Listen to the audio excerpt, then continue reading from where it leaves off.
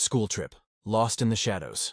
It was the 12th of June in 1995, a day like any other, or so the students of Ridgemont High thought. Excitement buzzed through the air as they gathered in the school courtyard, ready for their annual end-of-year trip.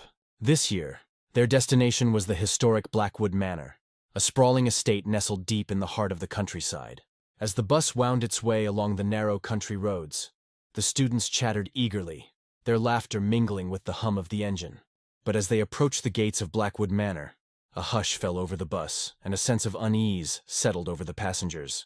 The manor loomed before them, its ancient walls cloaked in shadows, and its windows like empty eyes staring out into the night. The air seemed to grow colder as they stepped off the bus, and a feeling of dread crept over them like a shroud. Their teacher, Mr. Thompson, led the group inside, his footsteps echoing off the marble floors of the grand entrance hall. The interior of the manor was as imposing as its exterior, with towering ceilings and dark, winding corridors that seemed to stretch on forever. As they explored the vast labyrinth of rooms and hallways, the students couldn't shake the feeling that they were being watched. Shadows flitted at the edges of their vision, and strange whispers echoed through the empty halls. But they pressed on, determined to uncover the secrets of Blackwood Manor. As night fell, Mr. Thompson gathered the students in the grand ballroom for a ghost tour led by the manor's caretaker, an elderly gentleman with a haunted look in his eyes. He regaled them with tales of tragic deaths and restless spirits, his voice trembling with fear as he spoke of the horrors that lurked within the manor's walls. The students listened with rapt attention, their eyes wide with terror as the caretaker described the various hauntings that had plagued Blackwood Manor for generations. But as the tour came to an end, they laughed off his warnings, dismissing them as nothing more than the ramblings of a superstitious old man. That night, as they settled into their sleeping bags in the grand ballroom, the students tried to shake off the lingering sense of unease that hung over them like a fog. But as they drifted off to sleep, strange dreams began to plague their minds, dreams of shadowy figures and whispered voices that seemed to echo through the darkness. One by one, they awoke to find themselves alone in the ballroom.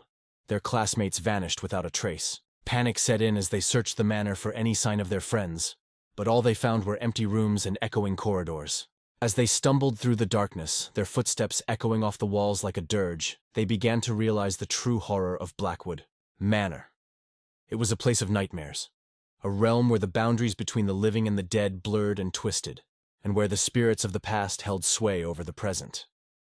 In the end, only a handful of students managed to escape the clutches of Blackwood Manor, their minds shattered by the horrors they had witnessed within its walls. They would never forget the terror of that night, nor the chilling realization that some places are better left undisturbed. And as they boarded the bus and left Blackwood Manor behind, they knew that they would carry the scars of their ordeal with them for the rest of their lives, a grim reminder of the price of curiosity in a world where the line between reality and nightmare is thin indeed. For more scary-eyed horror stories, please subscribe us. School Lockdown Horror Story. May 11th, 1991. The day started like any other at Cedar Creek High School.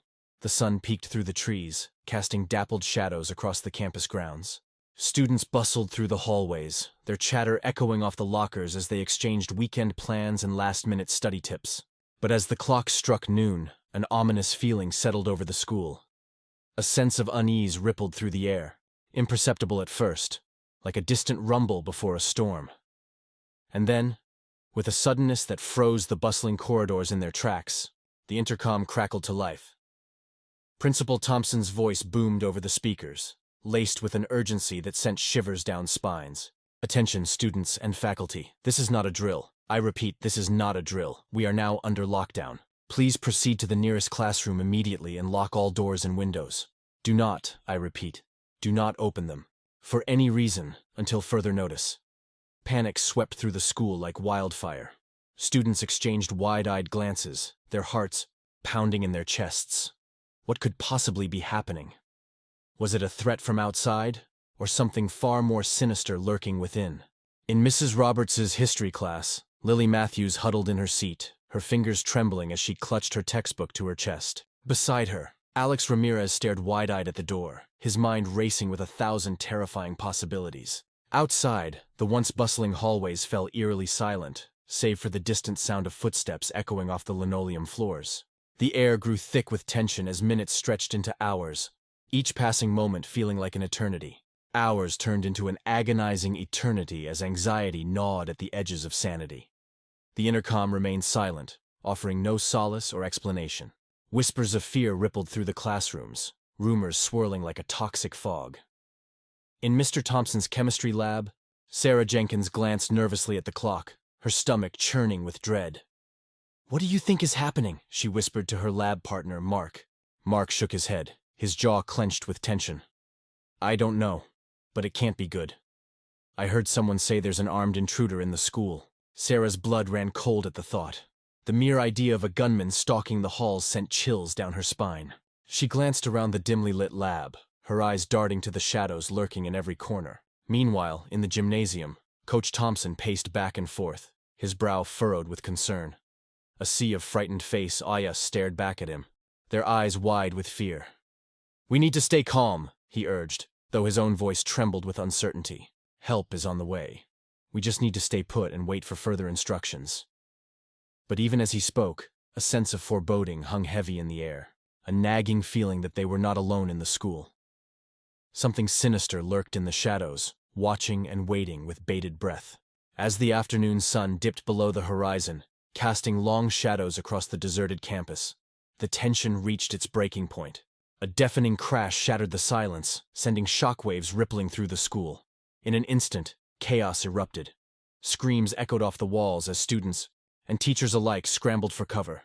Lockers rattled as panicked footsteps thundered through the hallways, desperate to escape the encroaching darkness. In Mrs. Roberts' classroom, Lily's heart leaped into her throat as the door burst open, revealing a figure cloaked in darkness. She watched in horror as it stalked into the room, its eyes gleaming with malice. Without a second thought, she grabbed Alex's hand and bolted for the nearest exit, her pulse pounding in her ears.